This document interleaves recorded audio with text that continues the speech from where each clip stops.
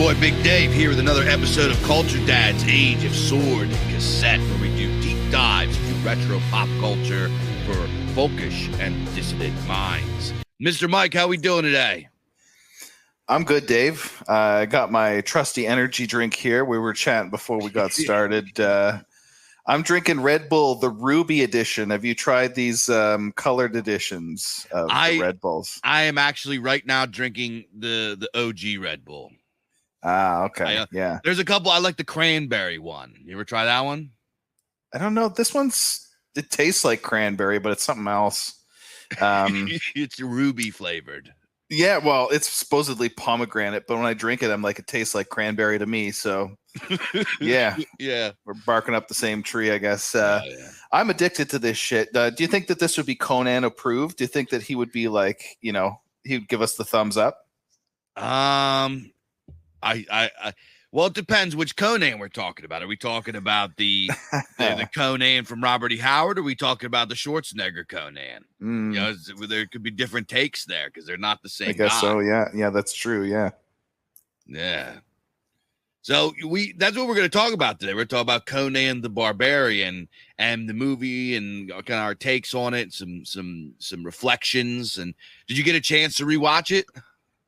I sure did. Yeah, I've seen it many times. I don't even know how many, probably half a dozen or so, but I did watch it again today. It's a classic every time. It never fails. It's like probably, in terms of movies that I own, I own it like on my YouTube account or whatever. Like I could watch it anytime on that account. I don't feel like I actually own it though. In terms of movies that I have like in hard copy, I have like 2 or 3 or something like that. This is not one of them, but it's if I ever actually like build my DVD library or like whatever I've got like Blu-ray or something, this would probably be in my top 10 or 20 or something like that. I just love barbarian movies. I basically like, this is like, if I have a movie genre that I like, that's it really. I just like the shit that's like masculine energy, like dudes, like vitalistic masculine shit going on. Basically like barbarian movies or westerns. Those are the two genres that I really like. Yeah. Well, it's I like it with these kind of movie when you're talking about the masculine vitalist kind of approach. Generally, the story is pretty simple, but in its simplicity, in its brevity, they say these like really profound moral things. There's these themes that go on that are like really, really a big deal. You know what I mean? As long because it's these vitalist movies. You're talking Western, sword and sorcery movies, fantasy movies, even certain action movies and sci-fi, whatever. Like all of the above. You guys know what I'm talking about. Mm-hmm. In these kinds of movies, they're not doing too much as far as like interpersonal struggles of the characters. There's a little bit, obviously, but it's more about the adventure and the motivations behind the adventure, what motivates the characters to go and rise to action. And generally, what motivates the character to rise to action in these movies is something that's like a big deal. You know what I mean? Like you watch Conan and like the whole, okay, so let's make make it clear here. The Conan the Barbarian movie from 1982 that was directed by John Milius and written by Oliver Stone and produced by Rafaela De Laurentiis. And you guys know the film I'm talking about. This film is kind of a Conan themed movie. Now there are certain like die-hard Robert E. Howard enjoyers, enthusiasts that think that this movie sucks, right? There are certain ones that think that this is not. I am gay. That's gay. It's gay. I am a die-hard Howard enthusiast, and I think this is like one of my favorite movies ever. But I understand that it's a little bit different. It's a Conan inspired movie. It's not an exact adaptation. But when you look at this Conan movie, the motivations for Conan to rise to action are these incredibly human things. And this is actually a theme that we talk about all the time when we do movies, right? For some reason, we keep coming back to this. Conan is motivated to get revenge for his family, revenge for his father, right? That's like his main motivation. And it's like in the movie, I know everybody's seen it, when he gets captured as a slave, he doesn't, after he gets out of slavery, he doesn't even mention that he was a slave ever again. Like that was just some garbage. Okay, we're done with that. I'm really motivated by revenge for my father. You know, like, I mean, it goes through the entire movie's about that until at the very end when he's holding Thulsa Doom's head on the temple steps and hucks it to roll down the steps. He finally gets peace and finally gets revenge for his father. So the whole entire movie. Now, obviously, there's different themes and narratives that are kind of like woven in there in different ones. But the fact that is the heaviest note that gets hit throughout the whole movie, in my opinion, is the reason why these kind of masculine, vitalist, simple movies, they don't like have 400 different messages weaving into each other and everything like that. They have a couple narratives and they hit them hard.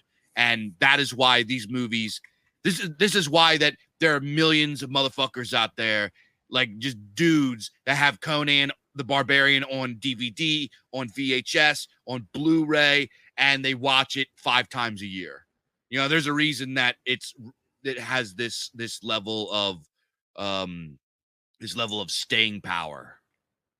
Yeah, we understand it on a very gut level as men, because anybody that has ever lost someone, or even more mundane than that, anybody that's ever been wronged, any man that like has a fucking spine that has ever been wronged, feels the white hot rage of burning revenge. That's just built into us. It's part of our nature.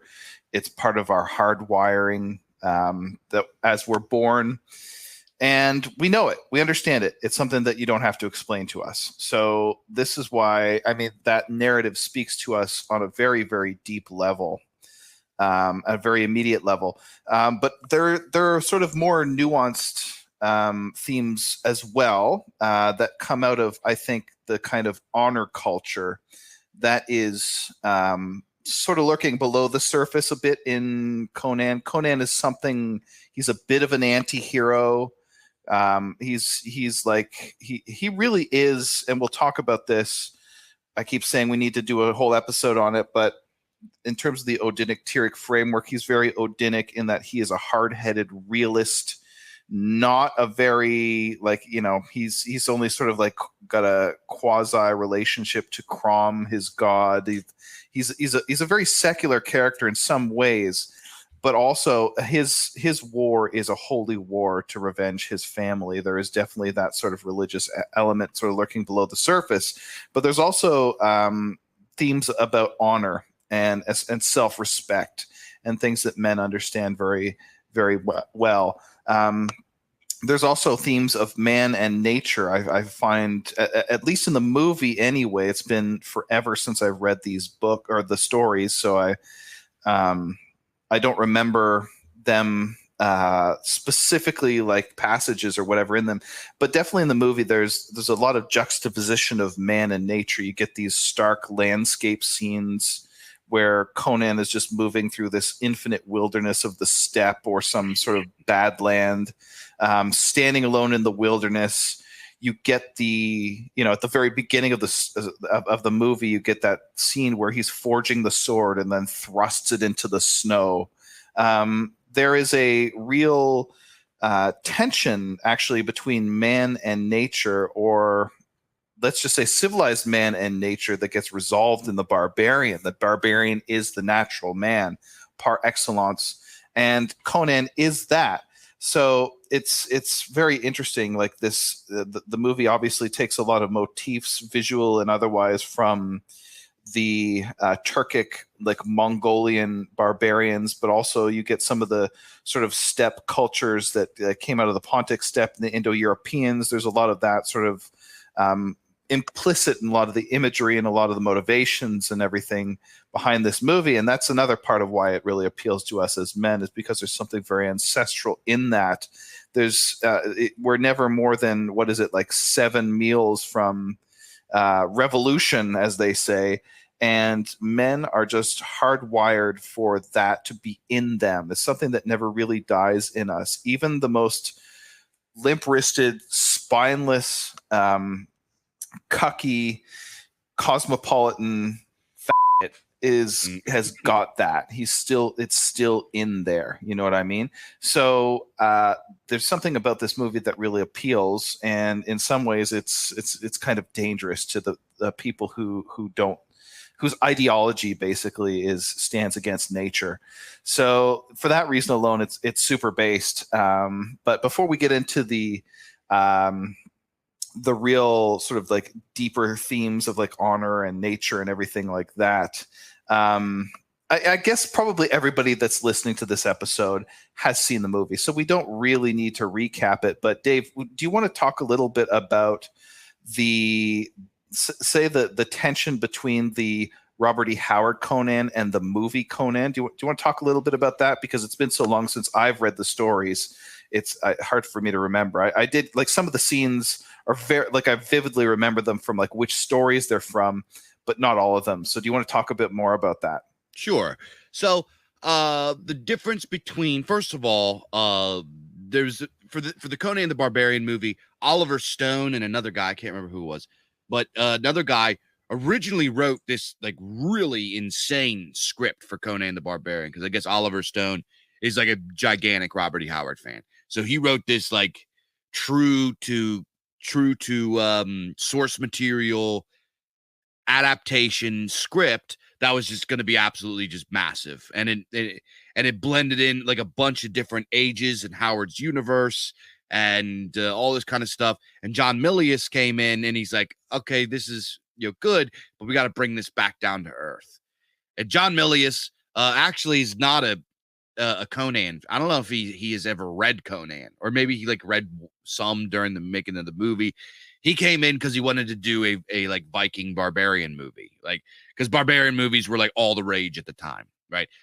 Sword and sorcery was like a really popular genre period across film and books, and this is like the time that the Conan ace paperbacks and all the sword and sorcery ace paperbacks and magazines and like all this kind of stuff. It was like so many guys out there were reading a magazine or a book with like a muscular barbarian on the front and like hot babes, and they're slaying gigantic apes and dragons, and people were like into this stuff. This was kind of like before the rise of the nerdocracy of the publishing arts, right? Fandom and all that shit. Yeah, this is before the cancer of fandom. This was back when it was still cool in Chad to like fantasy and science fiction and shit. So when John Milius went into this, he just thought, he was just like, I just want to make a cool barbarian thing. And what's better than the King Barbarian, like the character, you know what I mean? Yeah. So he brings the script back down to earth a little bit, and there's some differences between so in Howard's universe, he has a few different ages. He has like the age of Kull the Conqueror, which is like the rise of Atlantis, and then Atlantis falls, and then there's the Hyborian age, which is the age of Conan's in. And for example, one of the big differences is Thulsa Doom, that is in the Conan movie.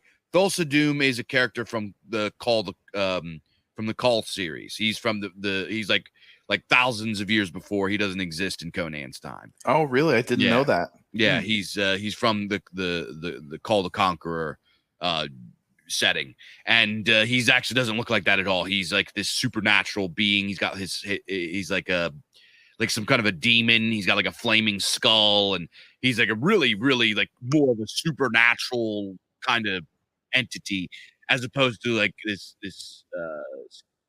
cult leader. Mm-hmm. And also the snake cult is not associated with Thulsa Doom, and is also in that age. The character Kull has to deal with this like snake cult and these like shape-shifting snake priests and stuff. It's actually pretty spooky, and it's really, really cool stuff for people that haven't read Kull stories. Really great stuff. But a lot of what you see in the movie is not part of Conan's age in Robert E. Howard's universe.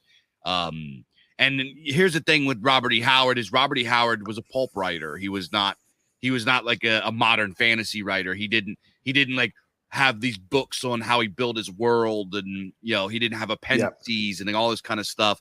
He wrote these novelettes or novellas or short stories about his characters, and you have to read them and put them together yourself. And then I think later on he released, it was called The Age of Hyboria, and he does a little bit in there, but it's still it's not like modern fantasy where you can like look at maps and like have all like this fucking encyclopedia.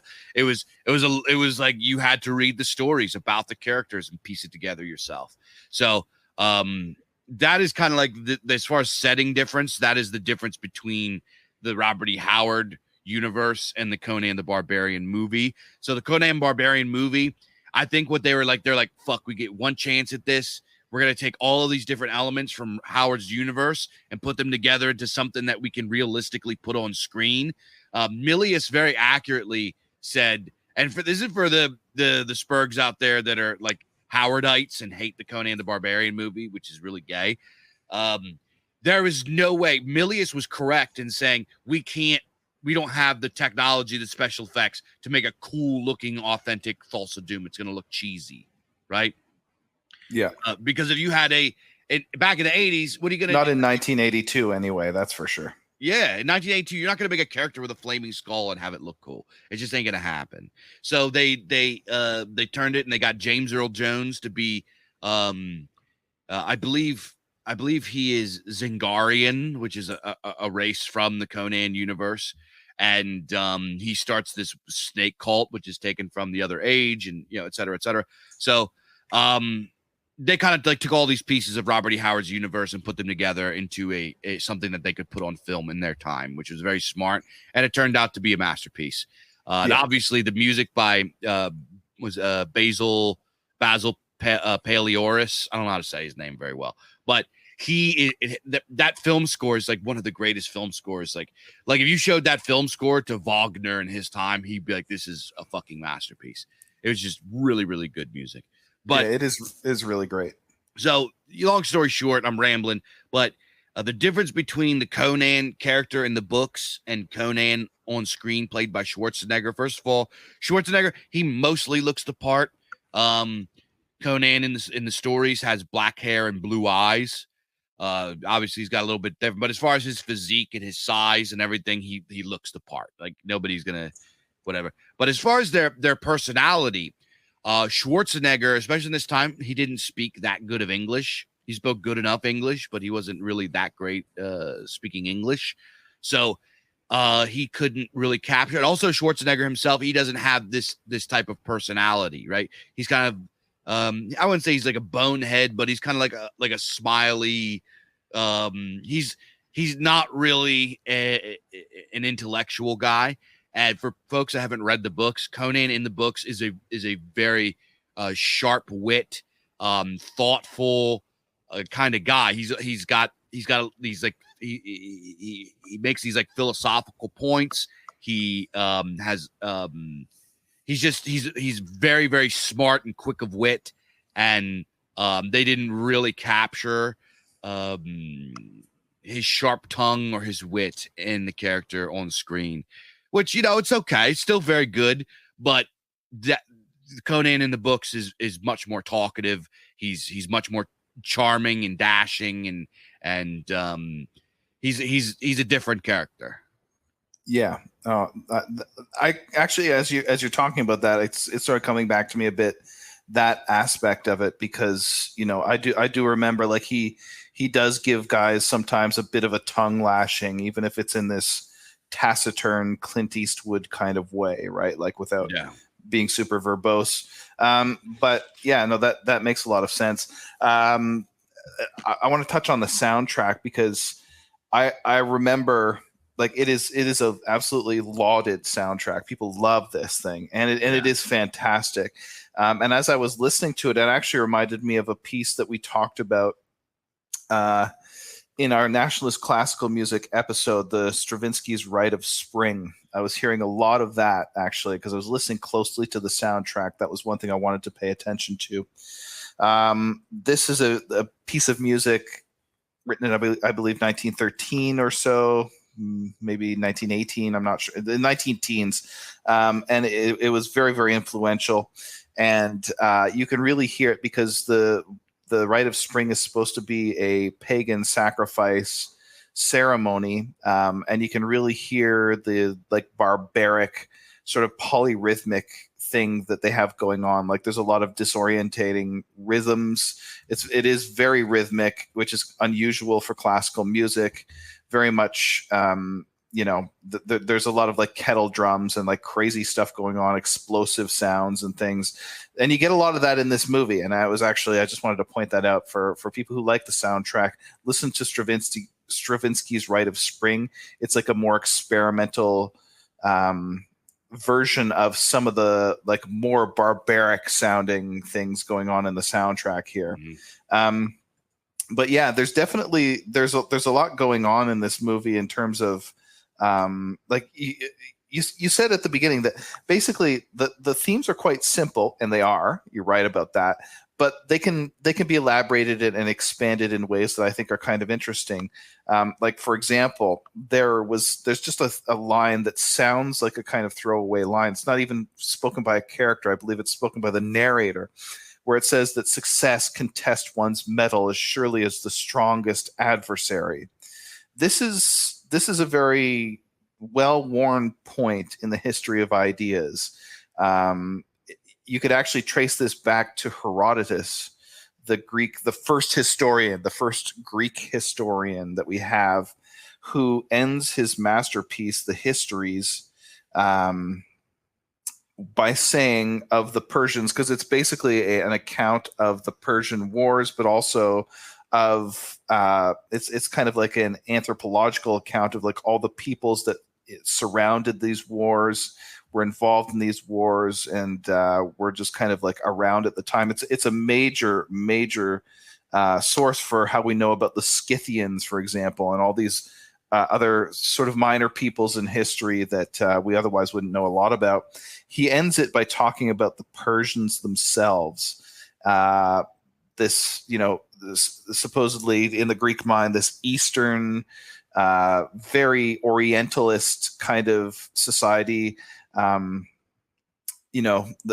very soft society, a society that's not as sort of hard edged and fired in the kiln of war as much as the Greeks saw themselves as. And keep in mind, the Greeks by this time had already declined a bit from their earlier archaic age and verging in the classical age. He says of the Persians, who are even more degraded than that, in basically the rootless cosmopolitans of their era in the Greeks' eyes, he says of them, soft lands make for soft men. And this is how he chooses to end his histories. And I think it's basically the culmination of that work, where what he's basically saying is, in a nutshell, he's actually saying something that we've rediscovered in the last couple of decades: the idea that good times make for weak men make for bad times, and so on and so forth, right? It's that same chestnut that he's giving it to us 2,600 years ago or something like that. This is echoed in that Conan, in the movie and in the story, presumably, by that quote: success can test your mettle as surely as the strongest adversary. In some sense, getting what you want is the worst thing for you, because it's going to make you soft. And this is basically what we're getting at here, is the idea of cyclical history. Now, this is sort of like drilling down and really analyzing a specific quote, but there's a lot of other things in the movie as well that are sort of like in that same vein. I had a sort of something I want to talk about regarding the riddle of steel in the movie, but yeah, before I unpack that, Dave, do you have any thoughts on this? Some of the philosophical themes in the movie. Yeah. There's, you mentioned about the cyclical nature of civilization.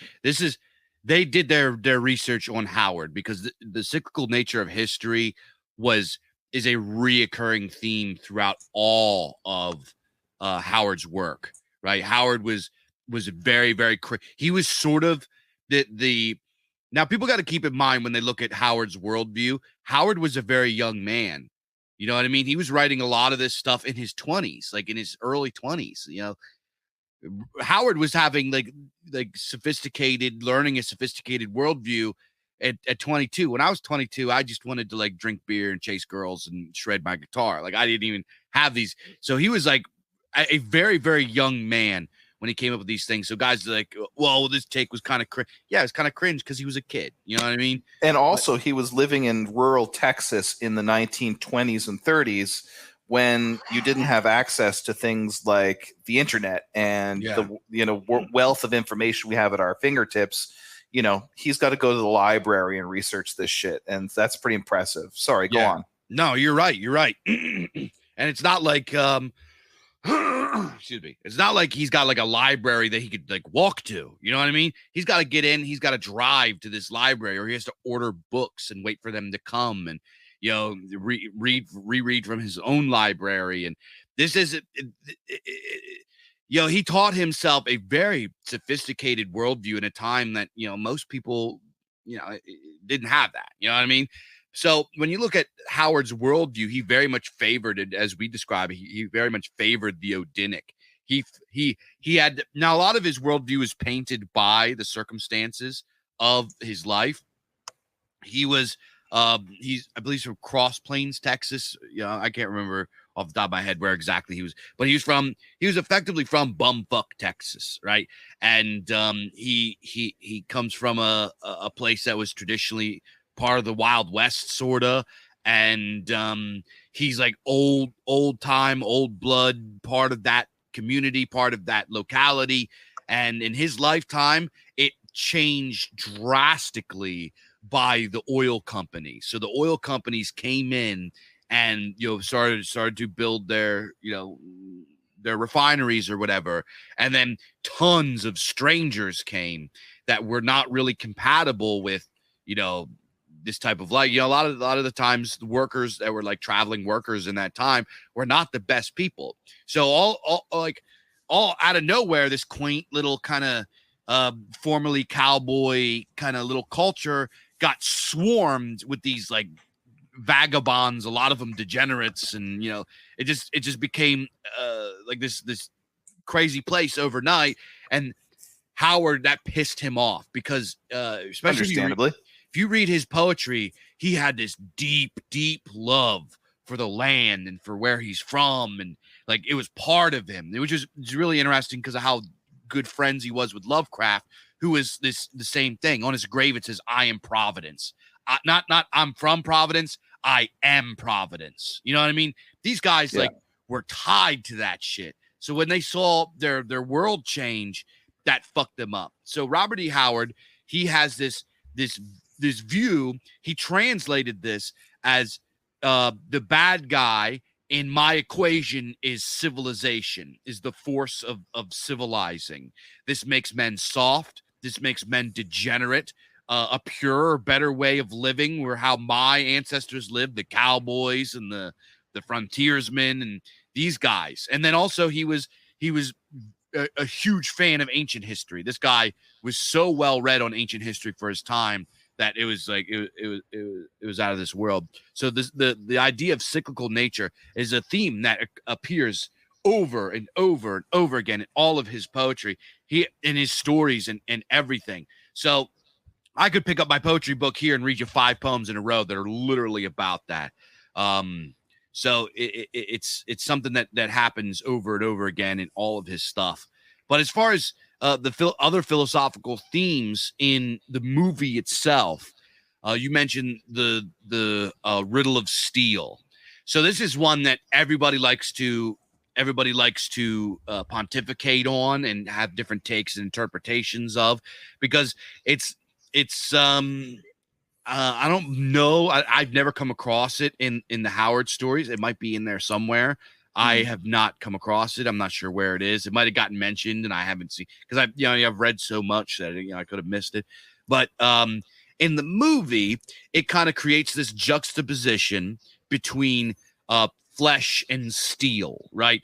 Conan comes, he's like, "You took my father's sword," and like all this kind of stuff. Yeah. because Thulsa Doom is on the quest for steel. And then when he comes back to Thulsa Doom's, steel is not strong, boy. Flesh is stronger. You know what I mean?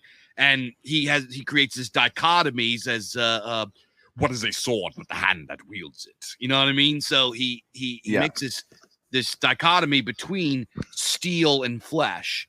And then at the end, it sort of implies that neither were the correct answer. The correct answer was like heart or will or something like that, right? Which kind of gets, so the way that I interpret it is, to me, steel means tradition, right? Steel is something that is concrete.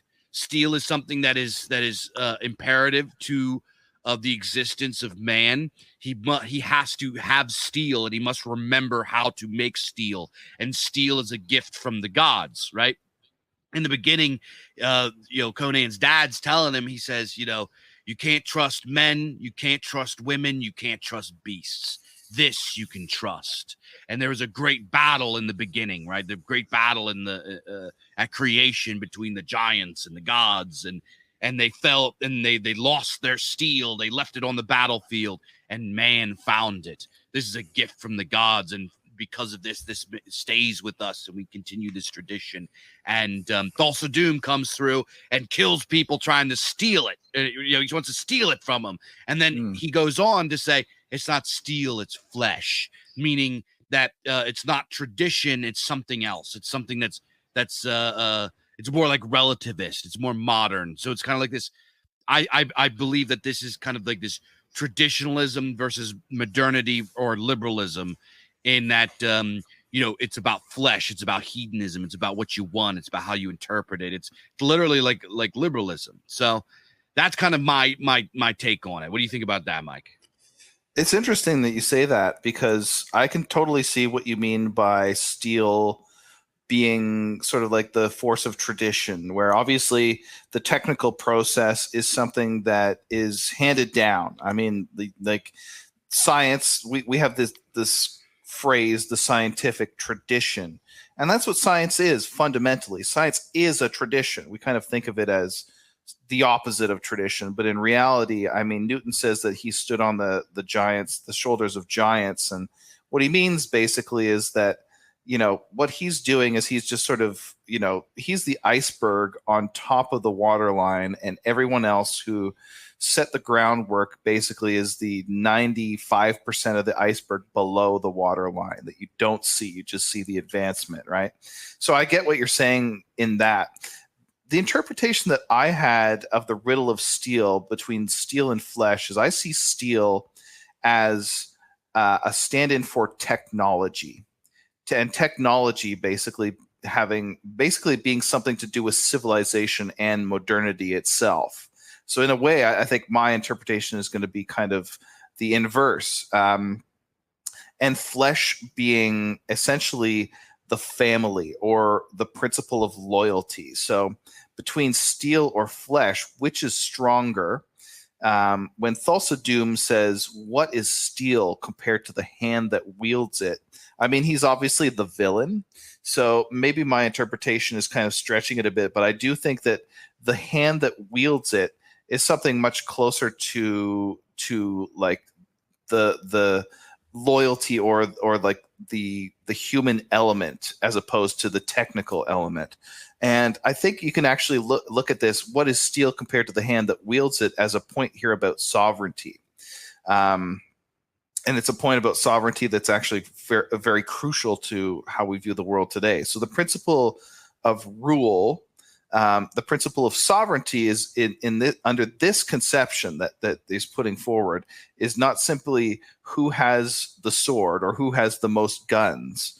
The principle of sovereignty or the principle of rule is actually loyalty. It's who has the most friends.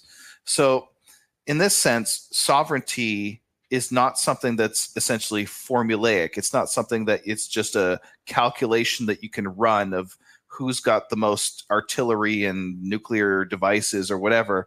It's not something that's automatic, in other words. And this is why the law itself can never be the sovereign. The law is kind of like a sword. It's a tool. It needs a man to wield it. Sovereignty is something that is essentially personal. Rule is bound up with a particular man's will, and I see that as the barbarian view, that sovereignty or rule is held by a man. And this is kind of the opposite of how we think of sovereignty now. If we think of sovereignty at all, which very often we don't. If we think of it, we tend to think of it as something automatic. In other words, the people are sovereign.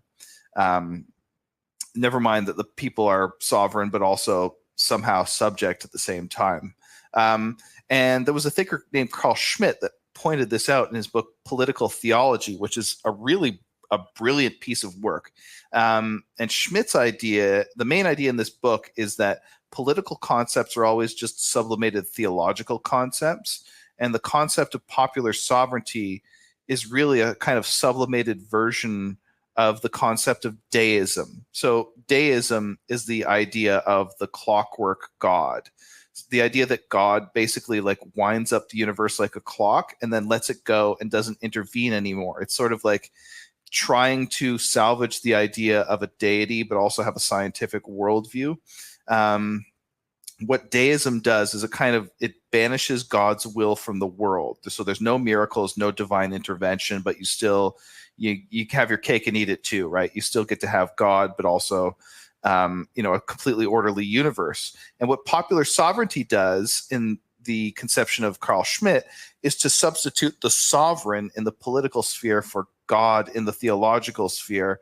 So what popular sovereignty is doing is saying that the society just gets set up by the founding fathers like a clock. Like they write the Constitution, they establish the separation of powers and all of that. And then they just let the thing go. And the idea is that it's supposed to run by itself forever, like a giant Rube Goldberg machine or something. Mm-hmm. That is, just like God is banished from the world, sovereign decision in popular sovereignty is banished from politics. And politics is just supposed to happen spontaneously from the ground up. Obviously, this is not how it works. Schmitt himself was very much more in the tradition of like the absolutist, like Baudin and Filmer.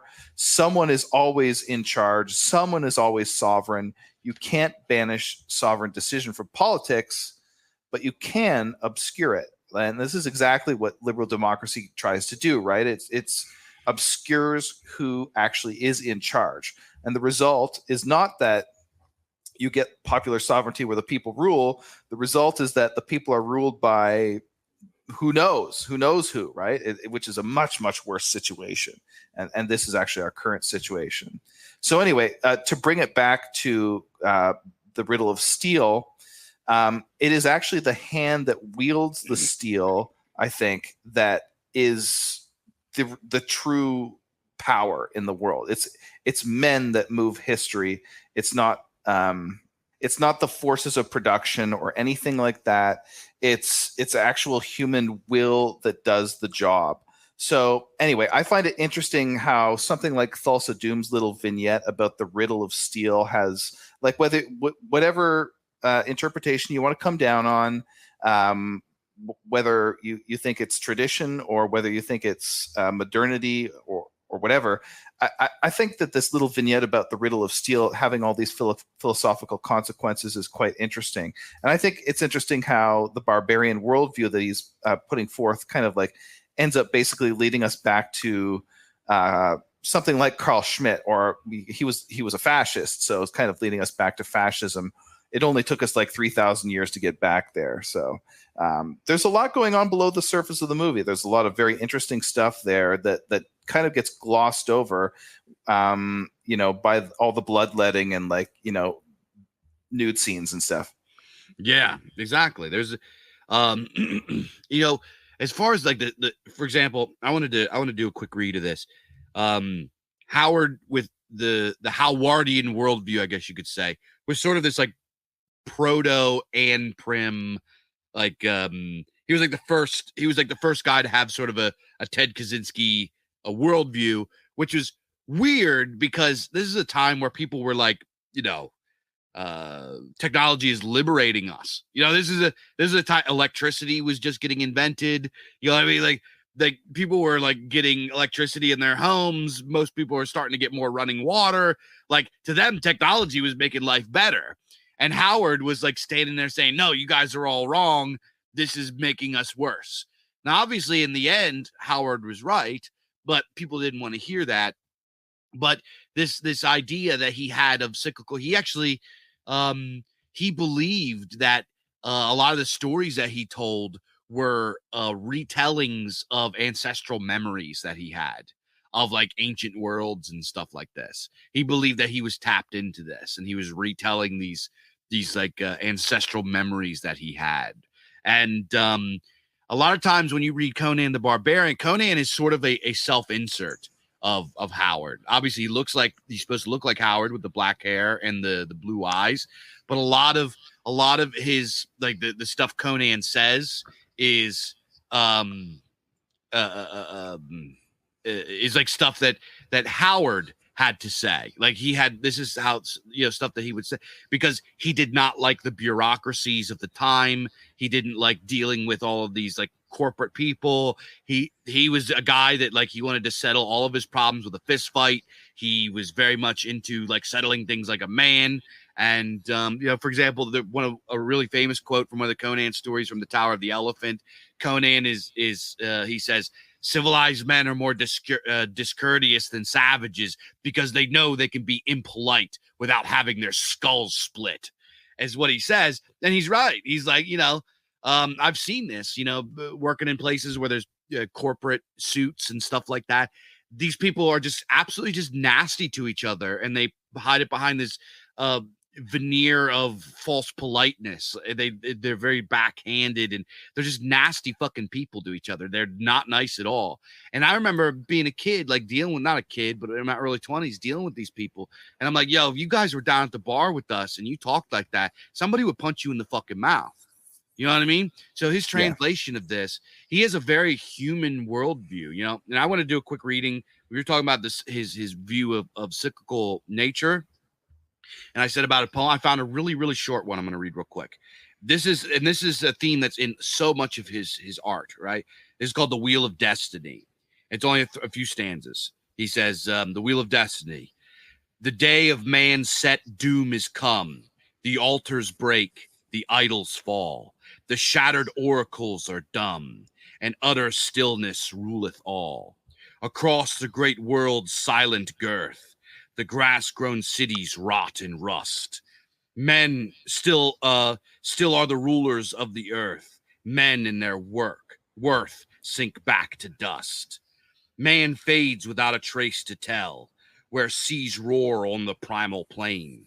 The mindless living single cell begins the long, slow climb again. So he like has this cyclical thing going on and on. Song of the Naked Lands, and it's just like, I was just going to say that Song of the Naked Lands is basically an elaborated version of that, and the sentiment that we mentioned earlier about how success will make you soft, basically. Yeah, and in speaking of like success making you soft, there's some stuff in the movie that is just very, this is going back to what I was saying about these kind of like masculine vitalist movies. They have these very profound but simple and meaningful human narratives in them. And you mentioned about success making you soft. What comes to mind is, do you remember when they all got busted and they got brought before King Osric, right? And he's like, snakes everywhere, snakes. And he's telling them, he's like, it's not an army that went in there, it was thieves. And he's like talking to him, and he says something. This is probably like the most heartfelt quote in the whole movie, in my opinion. He like begs them to go and bring his daughter back. He's a king. You know what I mean? He's a king. He commands armies. And he says, he goes, there comes a time, thief, when the jewels cease to sparkle, when the gold loses its luster, when the throne room becomes a prison, and all that is left is a father's love for his child. He says this, and he says, I got more riches than you can carry. Here, take it. As bring my daughter back to me. Take as much as you can carry. And he's like, and he sends him off. But what this is saying like he's a king and he's like trapped here and doesn't matter who he just doesn't care about any of it. He just wants his kid back. Yeah. And this idea that in power there is also like this prison, this softness, and sometimes you need this like Odinic forces, barbaric force to go out and actually get shit done. You know what I mean? So it's like there's just like a lot of really just great profound themes in this movie that I go back and I watch, and it's like that really just like hits home. It's not this big galaxy brained take, and there are some big brain takes in it, but some of the ones that aren't are just like reminding us what it means to be a man and what it means to be a human being. You know what I mean? And those are like my favorite things that get conveyed in movies like this. Yeah, and I mean, at the end of the day, like that is what motivates people. It's not gold, it's your family. For most of us, at least people who have a healthy disposition, that at the end of the day is the highest good, the highest interest is your family. And of course, him saying that to Conan understands this very well. He couldn't be talking to someone who understood it more. Yeah. Because Conan is out for revenge. His whole life, his whole motivation, the reason he gets up in the morning is to do right by his family, to avenge his father and his mother.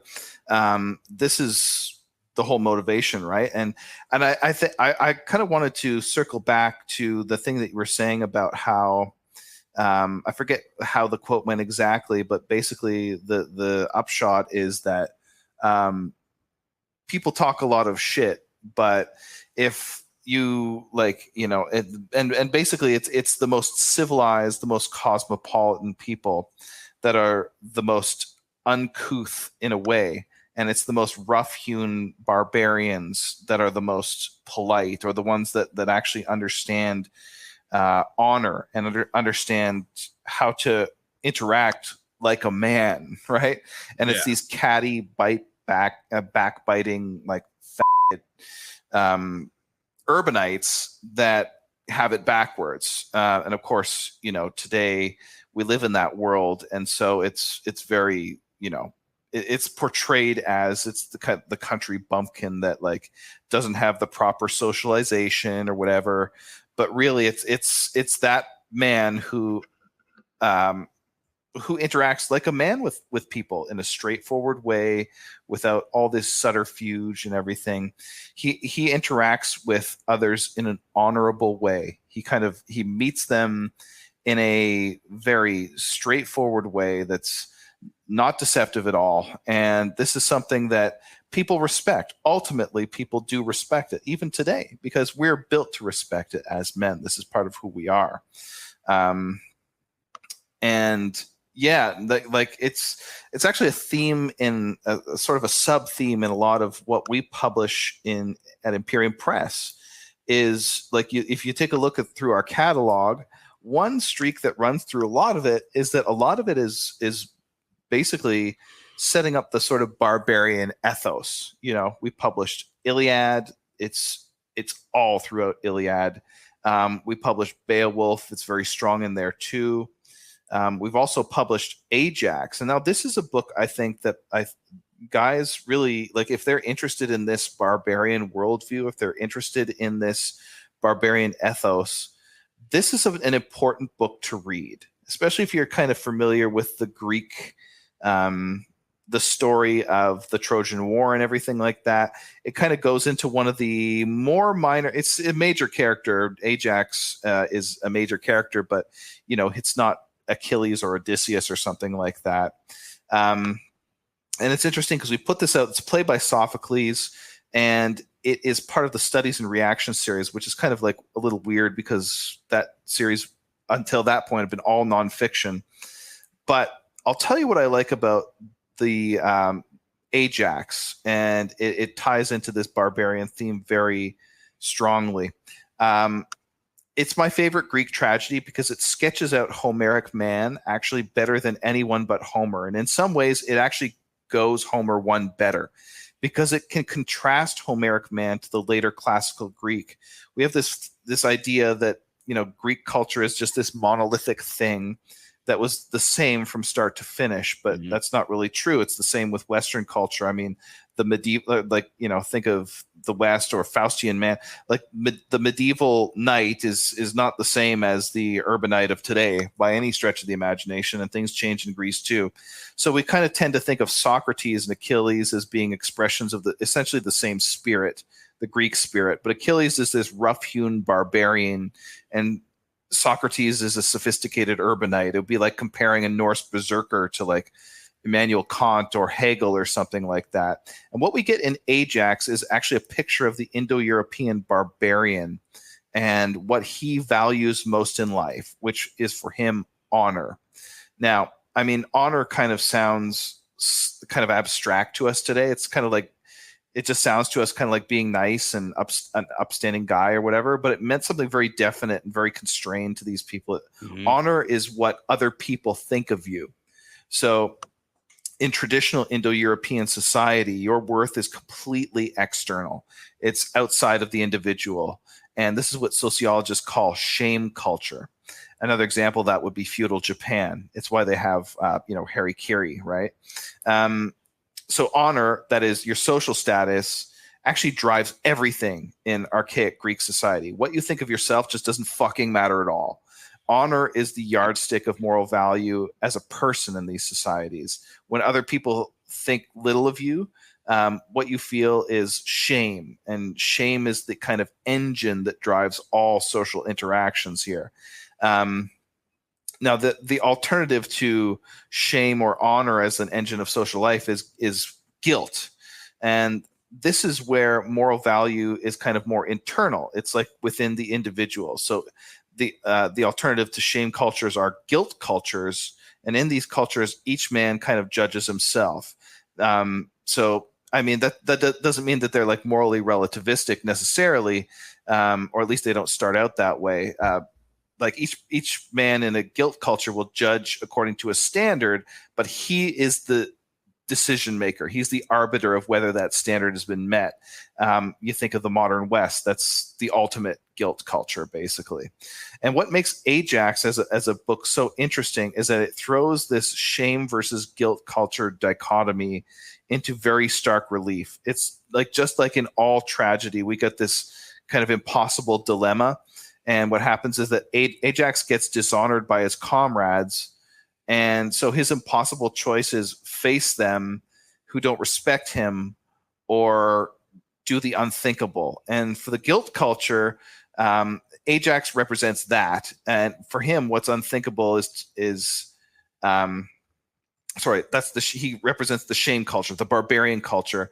For that, what's unthinkable is to put your honor below anything else. And for the guilt culture, which is kind of like represented by the rest of the Greeks, it's to put your honor, it's unthinkable to put your honor above anything else. So in the end, Ajax actually does what is to us unthinkable, and was actually even unthinkable to the Greeks of his time.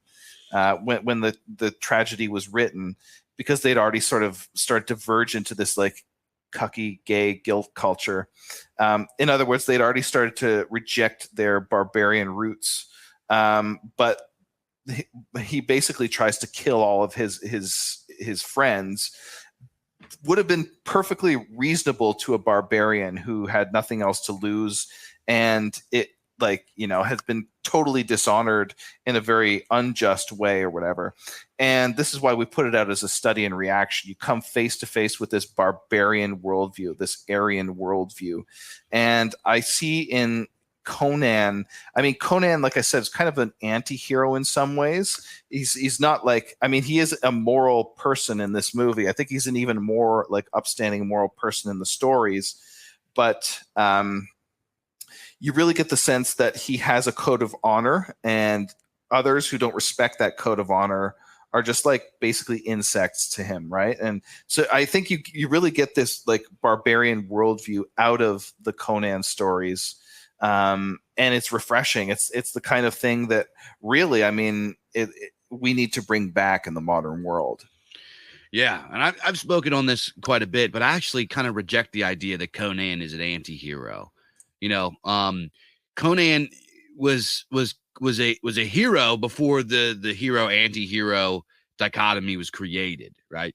Conan, if you could put Conan in a room with Odysseus and Beowulf, and they would be pals, right? These are all part of the same lineage. These characters, like as far as how they express themselves, their motivations, their nature, all of this kind of stuff is in line.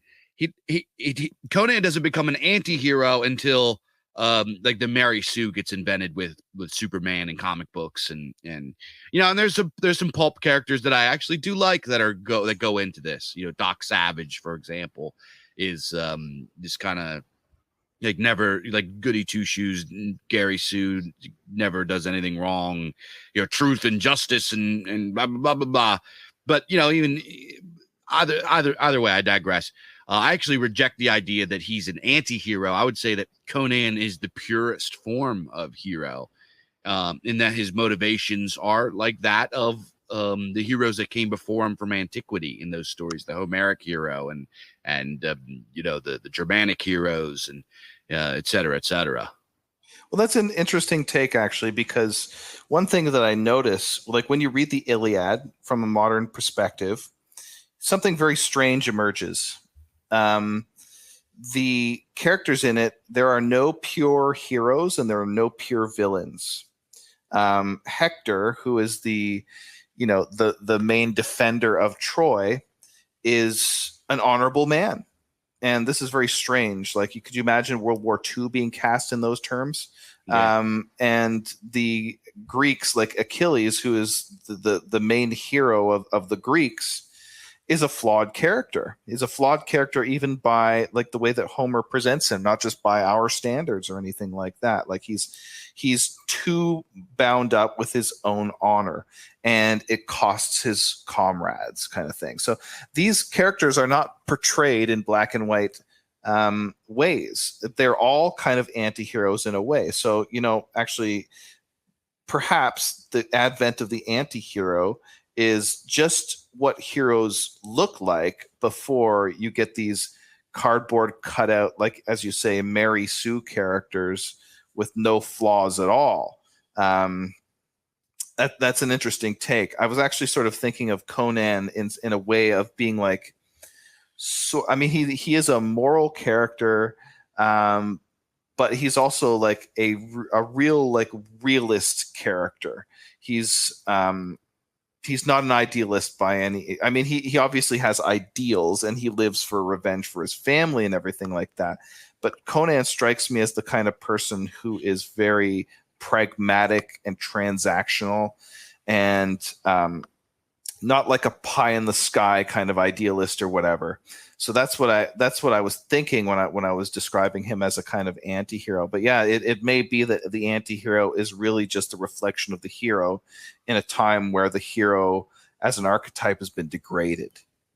Yeah. Yeah, this is something that's very like Germanic. This kind of like this very pragmatic worldview. And this actually gets shown, depicted very well. There's a series called The Last Kingdom. I don't know if you've seen that. Some of it's not great, you know, it's whatever, but it's based off of a book that's, you know, all this kind of stuff. But the overarching story of The Last Kingdom is it's the struggle of the Saxons, Christian Saxons, versus the Danes, right? And kind of the Danes come in, establish Dane law in England, and the Saxons got to deal with this. You know, they get their asses kicked a lot. There's this war back and forth, and then their big starts, like they start marrying each other, and there's kind of this like religious tension, and they got to deal with each other. And then there's different alliances form as you know, the politics of the situation become more complicated, and it's actually a pretty good story. It's a really good story, actually. But in the show, there's one part that stood out to me very strongly, and it was when you had King Alfred the Great, right? King Alfred, who's not the great yet, he's still kind of a young guy, is living this aesthetic medieval Christian lifestyle where he doesn't eat meat, right? He doesn't eat meat. He only eats apples and milk, right? So he's on this like vegetarian diet, and by decree of his priests, and he's like really struggling with it. It's making him sick. He's really weak. He's like, there's even one part he's like, I need meat, and like he's just like really struggling with it. And yeah, because you got to think in the medieval times they don't have vitamins and supplements. You eat apples and milk, you're gonna be fucking weak, right? And he's got to be a king, right? And so he's got to deal with this fact that he's Alfred the Great, a guy that like has won all these battles, and now he's a fucking like a little bitch vegan, right? And there's one scene in particular that stands out to me where he's like all pale and he's bagged eyes, and he's like eating his like apples and drinking his milk, and he's like whatever. And then one of the Danes was like, why don't you just eat some fucking meat? He's like, I can't. It's the rules of my God. And then the Dane says, well, he's like, so your God makes you weak? Maybe you should pray to a different God. Like, it's like it's this pragmatic shit. Like, well, if your God's making you weak, there's other gods. Just go pray to a different one. Why would you pray to a God that makes you weak?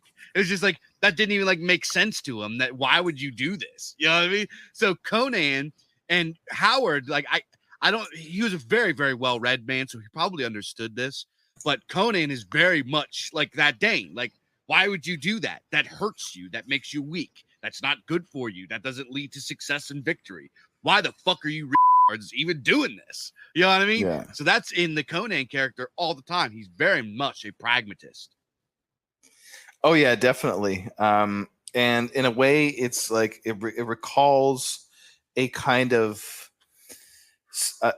an older worldview, as you mentioned it. It's kind of the Germanic worldview, and I regard the Germanics. I mean, all of the Indo-European branches carry some sort of mark of their original, what I take to be the original Indo-European worldview or religion or spirit, the Aryan spirit. They all carry a different kind of part of that spark with them.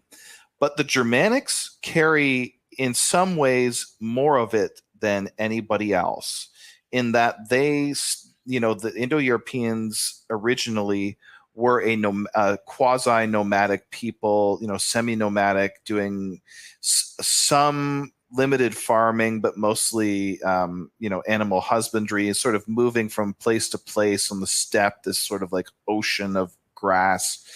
And eventually the peoples that became, the Romans and became the Indians and the Iranians and all the other branches, the Celts and whatever, became essentially sedentary and built cities and everything, and it became soft, frankly. But they carried their own, spark. Like the Romans carried a very, very strong cultic ethos.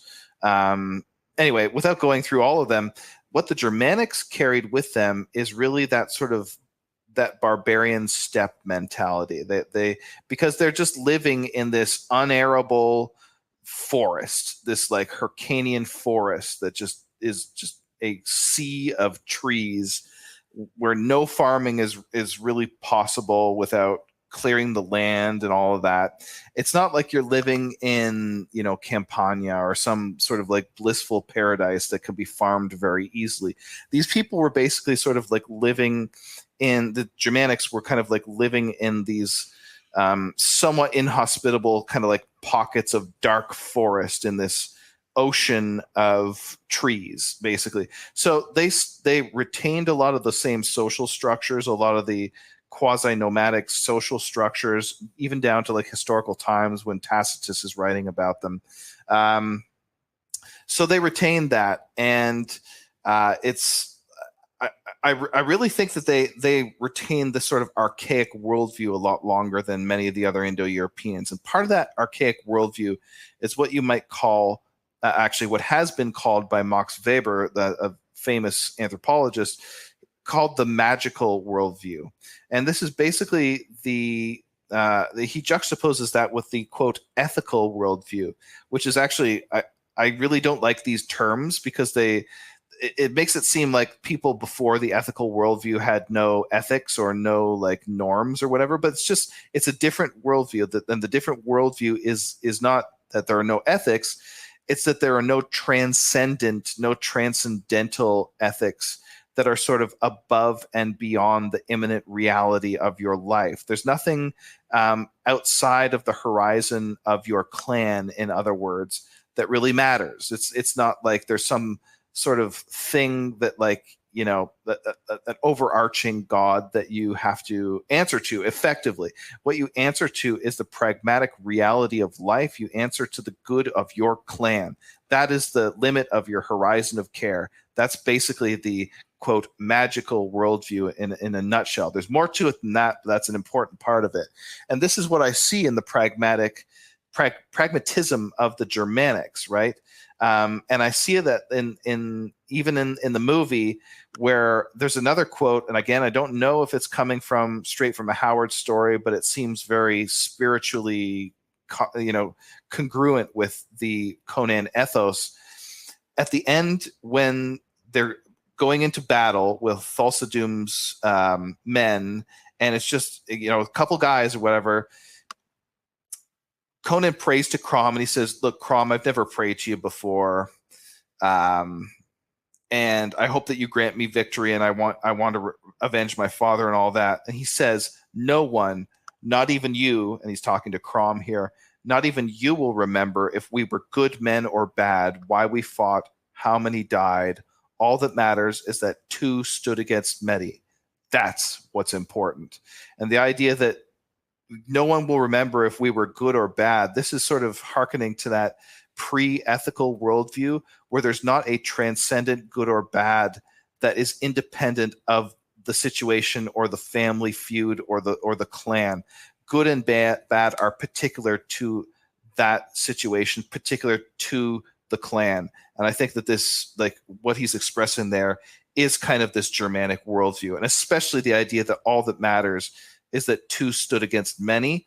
That to me sounds like the Germanic fatalism, that you, even if you're going to die, what matters is that you died like a man, that you didn't die with a sword in your back because you were running away. You fell forward. You died with a sword in your front. That's how a man's supposed to die, kind of thing.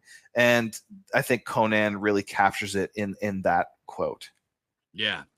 It's you mentioned about dying like a man. I actually think it was Caesar. Maybe it was, I can't remember who. One of the Romans wrote about something that's very dangerous about the Germans is that if you come into their land, or if you have any sort of, you cross them at all, they will fight you no matter what, and they'll fight you to the end. They don't give a fuck. So it's like, this was like problematic, is if you crossed them, there's no negotiations. They would fight you, and they would never like turn away. They'd never shy away from a fight. Yeah, it's a fight to the death. Any fight is a fight to the death. Every fight is a fight to the death. And this was problematic for the Romans because, they wanted to go home. Like they were very brave soldiers, and they were professionals and all, but they were professionals, and they had a lot of the, the same kind of warrior ethics, but it was toned down. It wasn't quite as alive and primeval as it was with the Germanics. The Roman soldiers, when they were out walking around, they had it in their mind, I want to get paid and I want to go home eventually. I want to go see my kids, which is perfectly reasonable. The Germanics were like, if I see you on my turf, we're going to beef, and I'm not going to stop until you kill me. And that's just, that was just like it was a fucking it was like nonstop problem for the Romans. And for people that are critical of this kind of very pragmatic worldview, that are very much on the side of transcendentalism and like all of this kind of stuff, think about it like this: Rome was the most powerful military force in the world, right? They rolled everybody. They rolled Egypt. They rolled Persia. They rolled the Greeks. They rolled everybody. Nobody fucked with the Romans. They didn't roll the Germanics. They never conquered east of the Rhine. these guys that like lived in the forest and were very rural kind of, they weren't, they get painted as these like ooga booga backwards, like, third world retards before they were enlightened or whatever, which isn't the case. They were very sophisticated, people that had, systems of law and ethics and honor. And, they believed in these, they believed in justice, and they had religion was a very important part of their life. So they weren't these like kind of like secular ooga booga retards. They had their own thing. But the Romans couldn't fully conquer them by force, and the Germanics were outmatched with technology. They were outmatched by numbers a lot of the times. It's just the Romans couldn't do it. They had to set up. They had the only way they could subdue the Germans was with trade, right? They're like, we can't kick your asses, but here you have some wine and some silk and some gold and shit. Yeah, that's the only way that they would be able to basically subdue them is by exporting their paws. The sort of like Iron Age version of paws, I guess, which was just wealth, basically, which they obviously loved. But yeah, no, that's like it can't be overemphasized how important it is that these people, their horizon of care only extended really as far as the tribe, and that this is not something primitive. This is not something that is like stunted, or like we shouldn't have this gay like linear view of history where it's like shit just kind of like develops and gets better and improves over time, and that this is a stage that we've left behind because it's, whatever, it's like juvenile, in the history of man. This is what everything is built on. This is what all civilization is built on, and it's something that comes and goes. It's something that it comes in cycles. This sort of clannishness, this barbarism, is really the sort of foundation out of which civilization is built. And like Germanic paganism, as I mentioned, represents a kind of time capsule. It's very close in many ways to the original Indo-European paganism. These, of course, being the people that conquered the whole world and gave us effectively civilization outside of, say, China or Egypt. And the idea that like the sort of ruthless like clannishness, and the idea that the clan loyalty and your horizon of moral care only extends so far, it's really driven home by the story of Sigmund and Sinfjotli in the Poetic Edda, which is part of a much larger narrative that's also in Volsunga Saga. But the story basically goes that Sigmund is like seeking to exact revenge against King Sigurd for killing his family. Again, it comes back to that, right? And then the boy Sinfjotli, who actually turns out to be his son, is apprenticed to him. He doesn't know this, but he's apprenticed to him to help him kill this King Sigurd. And the king Sinfjotli thinks this is his real father. It's a real family saga thing. But anyway, Sigmund doesn't think that the boy will be willing to kill Sigurd, so to harden him, he takes him into the woods. And the two of them pass a few weeks dressed as wolves, basically hunting down and killing like passing travelers for booty and stuff. So in this story, the important part to take away from it here is that the travelers basically count for nothing. They're basically just resources to be exploited. And while this sounds like completely like anathema to us today, this was not considered immoral in Norse society. If a person was not related to you, you basically had no duties to him at all. And in fact, it was a moral imperative for you to increase your wealth and power. So, robbing and killing a total stranger was perfectly legitimate. And, what's more, the wolf skins in the story, these actually harken back to the ancient manor buns. So this is a very old sort of worldview. These were like the roving bands of wolf cults of like youths that plundered strangers. So anyway, very clearly, this is a totally barbaric practice. And yet the system requires this honor, right, that I was talking about before. It's only the blood oaths of honor that the men swear to each other that make the thing work in the first place. And it's just the need to increase the prestige of your tribe that drives people to plunder the strangers. So, I mean, someone might say, well, this is just savagery. This is nothing to do with honor. But again, honor is not being a nice guy or like caring about everyone equally. Honor is your standing within the in-group. And it's the fact that we've lost this like sense of the in-group being everything today is what's killing us. So anyway, the point I'm sort of getting at here is that clearly these things that have nothing to do with civilization, it's pure barbarism through and through, but the whole thing turns on honor and fidelity to one's tribe and oath keeping and everything like that. But the takeaway is that this barbaric society is the root and soil out of which all the greatest civilization grew, or at least the greatest of all time, not all civilization, but who built most of Western civilization, at least at its great height? The Germanic peoples and the Celtic peoples too. It was them. It was the Germanic peoples that gave us feudalism. The Germanic peoples unified Europe under Charlemagne. The Germanic peoples built the Gothic cathedrals. The North Italian Germanic stock gave us the Renaissance. Germanics gave us Shakespeare and Milton and science and the Romantic period and the concept of the Volksgeist and all of this stuff. Christianity was there. Christianity had an influence. We shouldn't downplay that. But what was in the driver's seat is the barbaric Faustian spirit that did all of this. The point is that the root and essence of the matter is barbarism. Civilization only rises as high as its vital barbaric roots penetrate below the surface. And if this story of Sigmund and Sinfjotli is any indication, those barbaric roots run pretty fucking deep. Yeah. So, this is why Conan is important to us. It's important because it celebrates and reminds us of those barbaric roots that we've lost and that will come back. There's no question about it. Yeah. So I got a couple things I wanted to bring. You mentioned about the pragmatic. You were talking about the pragmatic clannishness of like the Indo-European worldview. We still sort of see that today in Indian diaspora people from India. People that are Indians in America per capita, per household, are the wealthiest race. They make more money per household, per capita than all other races, And where white Americans are? White Americans are like bottom 50%. We're not even in our own country. We're not even in the top.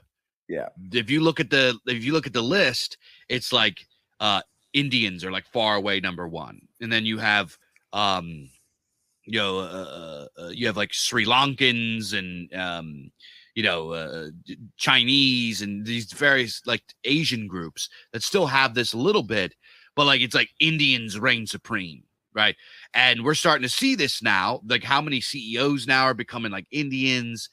Indians have taken over pretty much everything in tech. Like I went to a bank recently and I was like, I looked around and I'm like, where the fuck? I was like, am I in a 7-Eleven? It's like everybody working there was fucking Indian, right? And it's crazy to me because you don't see these people in the streets. You don't see like they're the only time you see them is when they're like working and they're slowly taking over and they're very, very wealthy. The reason for this, and we don't hear anything about them. Like people aren't like, unless you got to deal with them on the phone or whatever. People don't really like bring them up as like a group that they hate because they're not really like causing trouble. They're very under the radar and all this kind of stuff. And if you run into civilized people, you run into Indians, you talk to Indians or whatever. They actually like white people. They actually like, they think that they like us better than all the other people. They, a lot of times, especially ones that are more Americanized, will like get into and respect things that are about us. Like they'll talk to us about our culture and shit like that. But at the end of the day, what matters to them in practice is fellow Indians, not even just Indians as far as their race, but their clan, right? They have very, very insular, strict clan structures. They're like, there could be like a series of a bunch of families that are interconnected, and those families will not give a fuck about the next one over. It's not this big overarching racial thing. It just appears that way to us because we don't understand like the inner workings of clan structures, and they don't tell us about it. You know what I mean? And here's the thing, and while they may be nice to us and they kind of like us and like stuff like that, they have zero qualms with fucking stealing from us. They have zero qualms about absolutely dominating, taking over industries, kicking us out, fucking us over, buying properties and treating us like shit. They'll come to your house and be like super nice and shake your hand and give you compliments, and then they'll raise your fucking rent and not give a fuck. And don't care if you're fucking, you could be like sitting outside on top of the boxes, like getting rained on, and they'll come up and they'll be nice to you again, even though they're the ones that fucking kicked you out. This is how these people are, right? They have extreme clannishness about them. And this pragmatically leads to their success around the world, right? In our country that we built. And we're like sitting here with our thumbs up our asses, getting dominated by foreign people because we're so busy with this universal moral about the Constitution or about these universal principles and blah, blah, blah, blah. When in actuality, we need to fucking become clannish, right?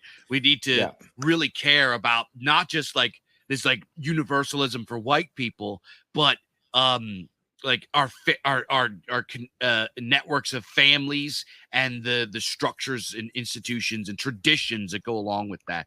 And I know we're going long, but I wanted to ask you something, Mike. Yeah. We touched on something a little bit earlier that I have noticed as well, and I've been kind of thinking about it in my mind. And you mentioned in the Iliad, or maybe it was Ajax you're talking about, how it was like the bad guy, not necessarily the bad guy, but this is kind of like these old sagas, these old stories were very much just kind of like top down, this like overview of like struggles between different factions and clans and kingdoms, and there wasn't really a bad guy in it. Everybody was just kind of human, and it was painted as this just like struggle. And you see this in all of the Norse, not all, but excuse me, and a bunch of these Norse sagas as well. And you see this across the entire ancient world. To ancient people, it was like there was like an imperative to paint your opponent as like somebody very strong, somebody that was very honorable, somebody that like you like they very much judged themselves on the quality of their opponents. You know what I mean? Yeah. Like they would have never like painted like somebody that they beat as this weak little pussy because it would make them look like pussies. You know what I mean? Nowadays, with liberal modernity, this is all that we do, right? The ancient people, like say they beat Germany in World War II. They would have been like, Hitler was the most powerful guy that there was. This is the greatest military force in the world, and we beat him, right? Nowadays, it's like Hitler was a fucking incel and a faggot, and he was XYZ. He was weak and stupid and into all this goofy stuff and a huge failure. And it like we somehow translate this, and not just Hitler, but like everybody that we beat, right? Everybody that we beat in wars, we have to paint them as like these like retarded, backwards weaklings. And it's like, I just don't understand how we got to that.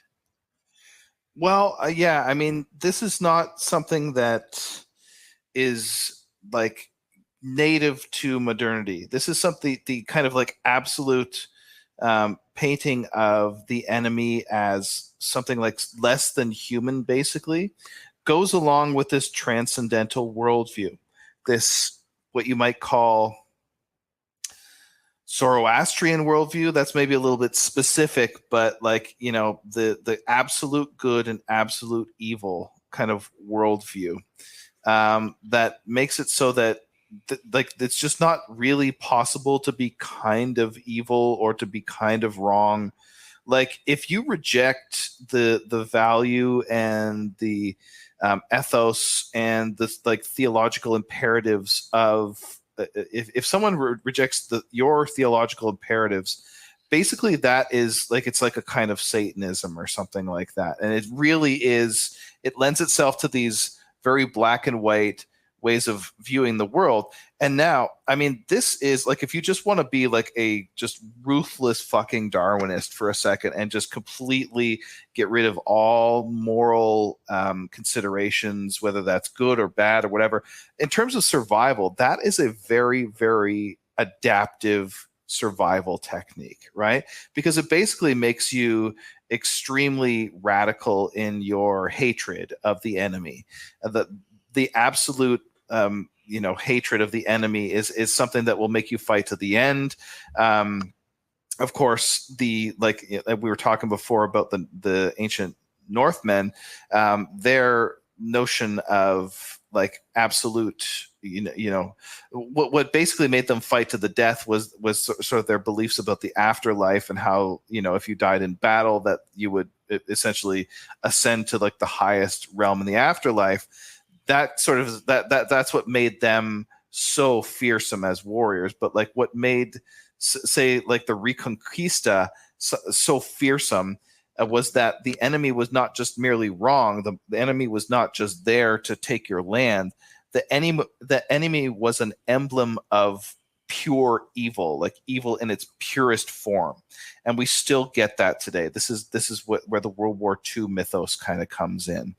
Now, this is very, very useful for turning your society into for radicalizing it against like the enemy.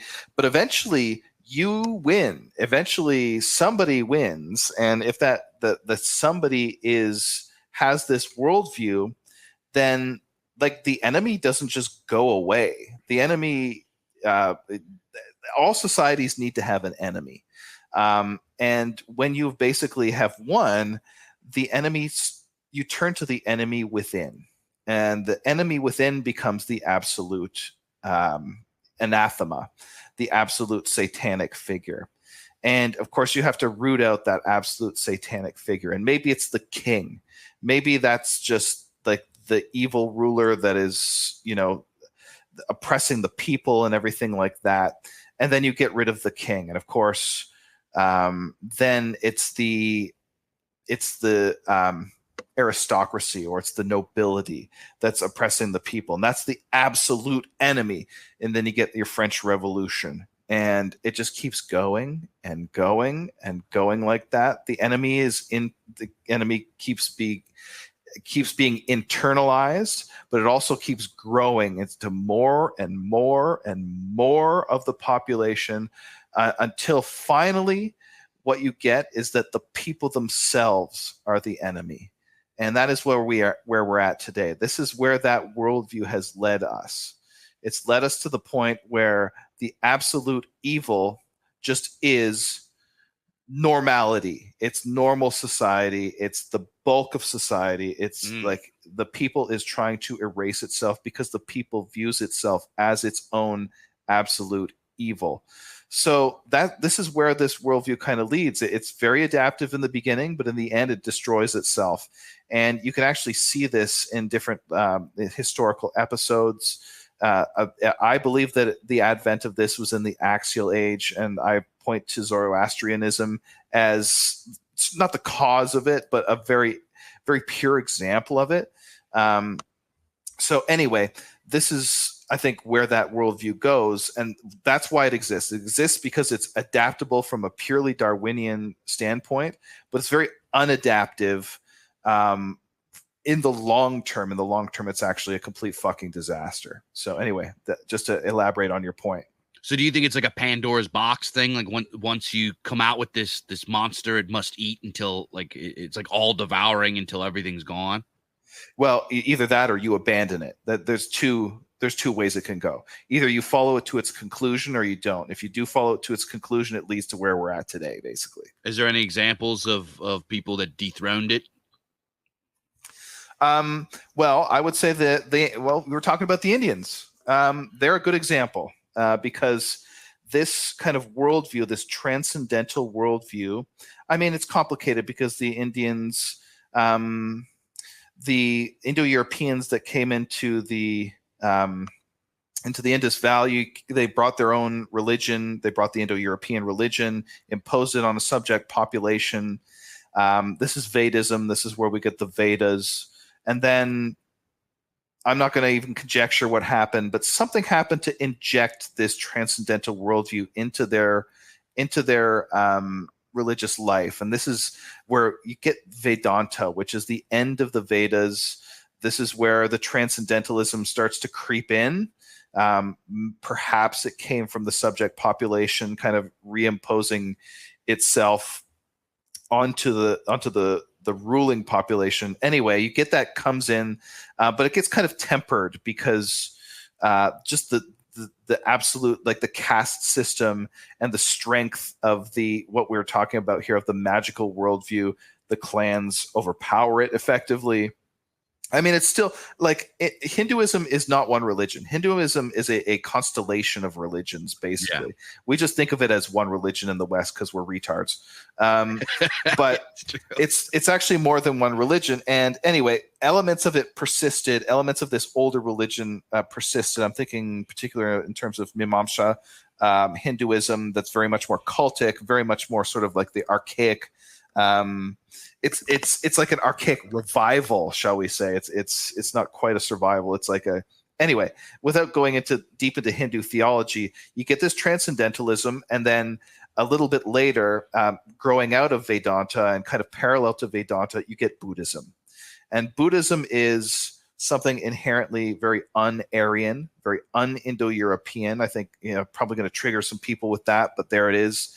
Houston Stewart Chamberlain agrees with me in the book Aryan Worldview that we've published. There's a whole chapter called Buddhism is Non-Aryan.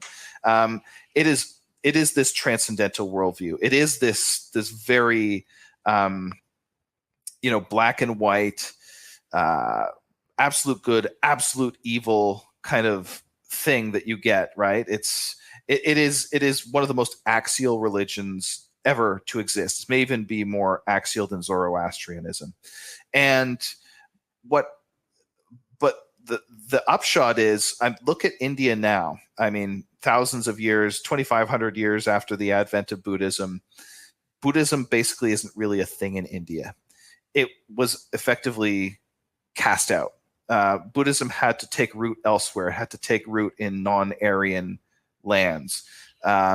So it's very big in, of course, in like Southeast Asia and like parts of China, and it's complicated. It obviously exists in Japan, but it's sort of bound up with Shinto and everything. That is just to say, basically, the Indians are a good example of a people who has effectively held at an arm's length this same worldview. It still exists to some extent in the Upanishads, in Vedanta. But it's muted. It's very much like there's a lot more sort of also going on. They still have the Vedas. They still have their unbroken lineages and traditions and everything like that. So maybe there's a reason why they're fucking ruling us. Maybe there's a reason why their clan structure is still intact. Maybe there's a reason why they earn more per capita than any other people in the West. Maybe there's a reason. Like I am very impressed with Indian people. I'll be honest. I'm not like a Hinduphile or whatever. I'm like some people are, but these are very. I think they're. Napoleon said that there's a sleeping giant in China. I think the sleeping giant is actually on the subcontinent. But anyway, these people are very impressive, worthy of respect, and civilized. And I think it's much to their credit that they were able to basically, bat away this transcendental worldview that I think eats away at society, even though it makes it stronger in the first place. Yeah. I don't know. It's it always impresses me how badly they chimp out. Like, remember the Hindu nationalists are fucking scary. Like Facebook had to back down their policies in India because the Hindutva, this is the Hindu nationalism, Hindu nationalists basically said, we're going to fucking kill you if you don't. And guess what? They fucking won. They won. This is how nationalism works in India. It's fucking scary, man. And I'll give you another example. Here's another historical example of how transcendentalism got the shaft, from a non-Indo-European people. In Egypt, there was this period in the New Kingdom called the Amarna period. You probably have heard of the pharaoh Akhenaten. He's one of the most famous Egyptian pharaohs. Basically, I mean, Egyptian polytheism is very. I have a kind of like kooky, fucking theory that like there's some connection between the Indo-European religion or branches of religions and Egyptian religion. I don't know what it is. I'm not going to venture to say anything more about it than that. But anyway, it's quite interesting. Egyptian polytheism was always very much family-based. They had ancestor worship. They had it very strong on the polytheism throughout their entire history. But there's this weird sort of blip that happens in about 1500 BC. I don't remember exactly what You're date. talking about the Atenist heresy. That's right, the Otanists. Yeah, that's right. And Akhenaten was the king that effectively tried to bring in Otanism. So Aten being the sun, not a god, not a personality, because all the gods had sort of like a person. They weren't like it. I mean, we often think in terms of like Norse, or Germanic polytheism. We think that like Frigg is the god of harvests and Freya is the goddess of love and things. That's not really the way it is. It's like, yeah, you can think of Freya as kind of like the most love-like goddess, but she's not really the goddess of love. She's a personality first and foremost. And it was like that with the Egyptian pantheon as well. I mean, Osiris being like the dying and rising god, you could maybe think of him as the god of like rebirth or something like that. But he's above all, he is a personality. Aten, the sun, does not have a personality. Aten is almost like an automatic sort of force of nature. It is just the sun in its abstract universality. It shines on everything. Nothing escapes it. It is the transcendental metaphysical principle. This is what Aten is. It's not even quite a god in some ways. So what Akhenaten tried to do was bring this in. He came to power in the Egyptian New Kingdom and changed the state religion effectively. And without going through the whole historical background of it, basically there was a kind of priestly revolution that ousted him from government. It had to do with like his vizier and everything. And Tutankhamun was the pharaoh, the boy king that reigned after him, that was really sort of just a placeholder for the priestly cult that had banished Akhenaten.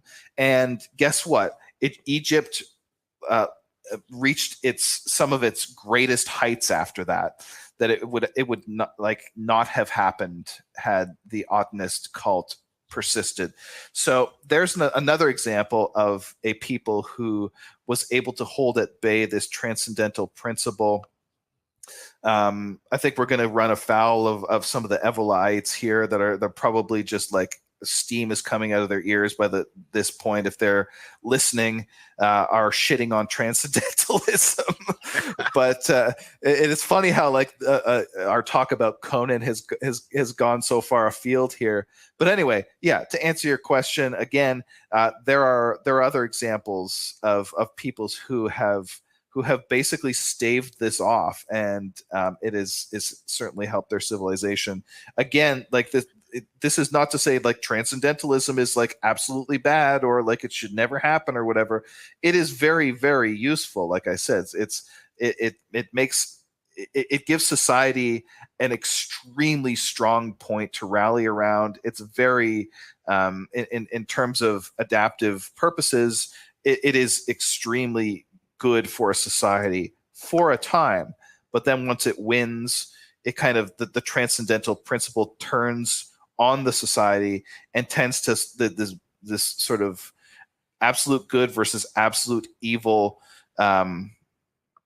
what's the word, almost Gnostic kind of like view of the world, kind of tends to eat the society from the inside out. Starts from the top down and kind of the absolute evil grows and grows and grows until it basically becomes the society itself. The rootstock of the society becomes what needs to be replaced, and this is exactly what's happening in the modern West. And would you say that this is tied to propositionalism? Oh yeah, very much so. The propositionality is an important part of the axial worldview. The idea that what you are is fundamentally your identity is bound up with what you believe. Your identity is bound up with a truth statement about the world, as opposed to, say, a shared imperative that only extends as far as your clan or your tribe or your people or your race even. Propositionality necessarily has no fucking boundaries. How could it? How could it have boundaries if, like, your identity is based on accepting a statement of a propositional statement of truth? The truth is the same for me as it is for a fucking tadpole. So there's no way of limiting. There's no limiting principle that will ever, there's basically no friend-enemy distinction in terms of ideology or in terms of identity. Anyone could, in principle, be, a Buddhist, right? So this is like this is how propositional identity works, and the only way that it can basically turn away from this entropic identity is by basically subordinating it to another identity. So basically, say I am like a white person first and a Buddhist second. But of course, because of the nature of the transcendentalism of these kinds of worldviews, just structurally, they cannot tolerate that, because the transcendence obviously has to be the most important aspect. That has how to be could there be a higher truth than what they believe to be the highest truth? Yeah, exactly. So the propositional worldview basically is an all-encompassing worldview. It's a very imperialistic worldview. And that sounds really fucking based, but it gets very unbased very quickly. And it's like history is kind of a graveyard of those kinds of civilizations. So yeah, I mean, this obviously betrays my kind of, feelings about like what is the proper way to order a society and what makes a true identity and everything like that. But I just don't think there's really much of an empirical case to be made to the contrary. So yeah, propositionality it has to be subordinated, but it struggles to be subordinated. So this is why it's so important for this barbaric worldview to kind of bring it back to Conan. This is why this barbaric worldview of, as I said before, where Conan says, no one, not even you, and he's talking to the highest god or his highest god, not even his highest god will remember if we were good men or bad. That is good and bad from an absolute perspective. All that matters is the pragmatic the situation that two stood against many kind of thing. And so the fact that the moral horizon of care only extends as far as the clan, this is basically an artifact of identity being bound up with shared imperatives and shared commands that ultimately trace back to a founding god. But this is carrying us really far afield from Conan. Yeah. Well, we've been going on for hour 45 when it comes to bring it back to Conan. It is a just masterpiece. It's just, if you have not seen Conan the Barbarian, Conan the Destroyer, I'll be honest with you, like a lot of people hate on it. It's not even close to as good as the first one, but it's okay. It's not trash. It's just like, it's a little bit more poppy. It's a little bit, it doesn't have the grittiness and the grimness and the badassery of the first one. But, if you watch it, it's still got a like monster. Arnold's still in it. Like, there's still some cool characters. There's some pretty girls in it. Like, it's not a terrible, there's far worse things to watch. So one thing I really liked about the movie, like aesthetically, just very quickly here, is that it's got an actual color palette. Unlike modern movies that are so often like beset with this blue-gray filter of like everything is just drab and whatever. Do you know what I'm talking about? Yeah. It's like every fucking medieval film you've ever seen in the last 20 years. It just looks drab and shitty and like you know what I mean? It's just like this movie is colorful, it's interesting, there's shades, and just it looks fucking good. It looks good in a way that movies haven't for a long time.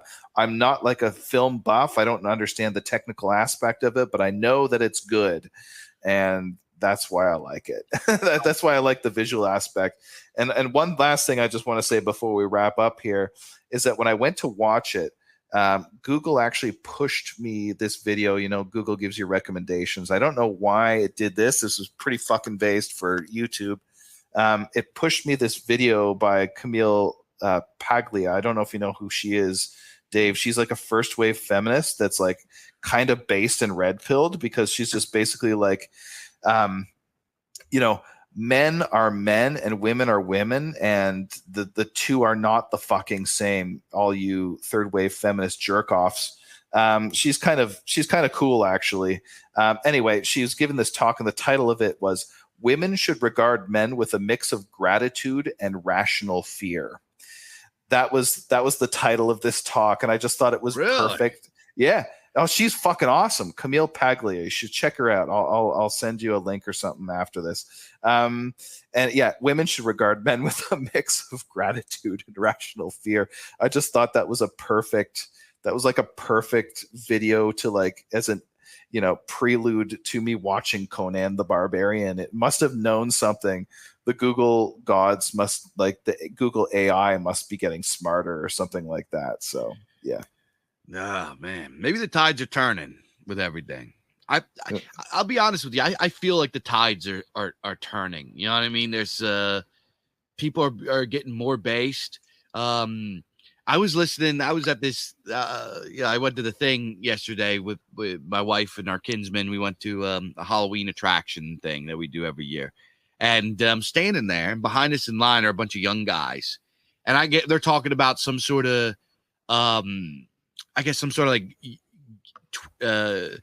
Twitch gamer, like game stream celebrities. I've never heard of these people they're talking about, but they were effectively talking about these guys like hating on trannies and like, hey, we need to get rid of trannies, and like it's just like they were like saying base shit. And I turn around and look at them, and they don't look like our guys. They just look like fucking kids. You know, I guess they're like 18, 19 or whatever. They look like just regular kids walking around, and they're like, yeah, he's a fucking, you know, what a faggot, blah, blah, blah, blah. There's like, like being based. And I was like, all right, maybe the tides are turning. Maybe some of these kids are getting it.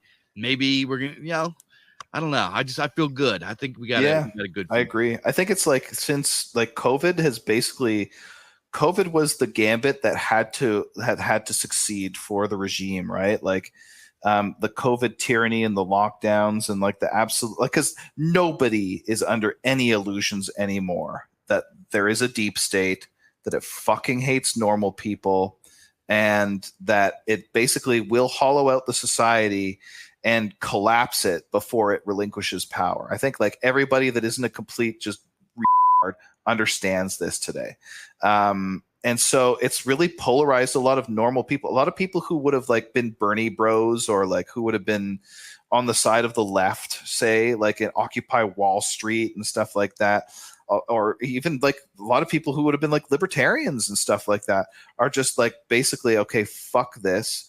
Fuck all these fucking, like, fuck the elites, fuck their worldview, fuck liberalism. But they don't have an alternative. They don't go from zero to like, you know, where we're at. They don't go from zero to like ethno-nationalism. They just kind of cast adrift, and they're looking for an alternative, and they don't have it, right?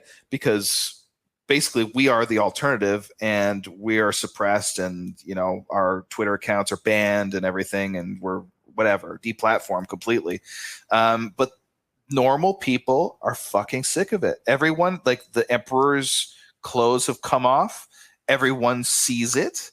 And now what's next? We're at the what's next period. And it's very dangerous. And this is why the deep state is getting extremely shrill and hysterical with things like, the Russia conflict and like blowing up their own fucking pipelines. And this is not the behavior of a regime that feels itself to be secure and in control. This is the beast is kicking as it dies, and it's fucking dangerous. Don't be under any illusions. It's very, very dangerous, but it's not healthy either. And I think we can take some comfort in that.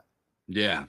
That's I really think that like we're coming into we're going to come into a time that's pretty rough. It's like, nothing is going to really, and I've said this before, and people are like, well, you just got to spread the idea. Most people don't, like, we're talking about propositionalism and everything. Most people don't think like that. Most people, what motivates them is, I thought about this. I was filling up my gas tank the other day, and I'm filling it up and I'm looking at how much it costs. And I'm like, you know what? I'm voting for fucking Donald Trump. I'm not a Trump guy. Trump is XYZ. We could have all criticism. But you know what? If Trump gets in the office, I'll be able to afford more gas. I'll be able to like take my kids places. You know what I mean? There's these very practical things. And I'm not going to be out here celebrating or campaigning for him or whatever. But when it's time to fill out the ballot, I'm going to fill it out for him. Just for the fact that the most basic fundamental thing about my life, which is paying my fucking bills and making sure my kids are fed and taken care of, will be a better situation. Yeah. Better is always better and worse is always worse. So regular people only think like that. They don't care about like a lot of the stuff that we talk about. They just know that stuff's more expensive now. It's harder for me to get food. These very basic fundamental things. So people are not going to listen to what we're talking about until things get so bad that they're like, we need something different. Yeah. Right. Well, maybe you won't get a chance to vote for Trump because he'll be under indictment because, we all live in a fucking banana republic now where, the regime's political enemies are basically mired in lawfare until the end of fucking time. So, yeah, I mean, but like even that, like that's shitty. And obviously we would rather live in a real society, but like it's also good that happened because normal people see it and normal people understand. Like, I can't overemphasize how much like how much of it an absolute red pill this has been for normal people. Like all of the shit that we were saying from 2015 on, all the red pills that we dropped, absolutely pale in comparison to seeing everybody and his dog getting locked down over COVID, but they still allowed George Floyd protests. Nobody missed that one.